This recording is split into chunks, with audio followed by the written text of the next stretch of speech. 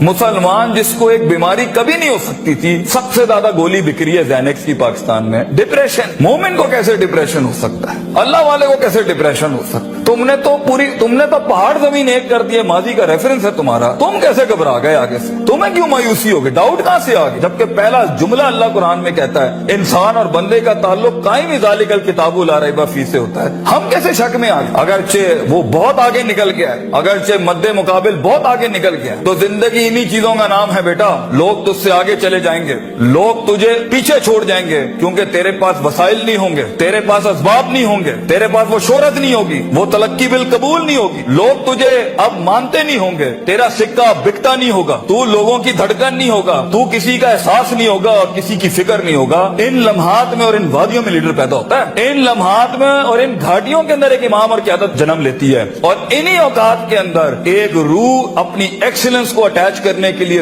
एक अहद उठाती है, एक अज़म बनाती है, एक कसद बनाता है, इरादा करता है, और उस इरादे को एक अमल की शक्ल इख्तियार करता है, और अपनी जिंदगी के सारे रेफरेंसेस को माइनस करके एक नई तारीफ देता है अपने आप को। लेकिन अगर एक इंसान समझता है, एक गलत फहमी का शिकार है कि नहीं, जिंदगी को मैं जैसे चाहूं, जिस गलत तरीके से चाहूं, अपनी वैल्यूज को, अपने उसूल को, अपने जवाबित को, अपने कवायद को, अपने उसूलों को, इनको मैं बलि चढ़ा के, इनकी चीटिंगें करके, किसी का हक मार के, किसी को नीचे लगा के, जिग जैगिंग करके अगर मैं निकल जाऊंगा तो तुक्के, महज इत्तेफाक, फ्लूक्स और कोइंसिडेंसेस, और इस तरह के 2 नंबर रास्ते बेटा कुछ अरसा तो चल सकते हैं। दुनिया के उस स्टेज के ऊपर जब मुकाबला होगा ना किसी सही वाले पट्टे के साथ, आप नहीं लड़ सकेंगे, आप नहीं उससे जीत सकेंगे। इसलिए ये वक्त होता है, ये लम्हात होते हैं, ये लहजात होते हैं, इंसान अपने आप को तैयार करता है। लेकिन एंड में मैं फिर भी यही कहूंगा, स्किल मैनेजमेंट, हुनर के ऊपर इंसान जितना भी स्ट्रॉन्ग क्यों ना हो, इंसान सोने को कुंदन,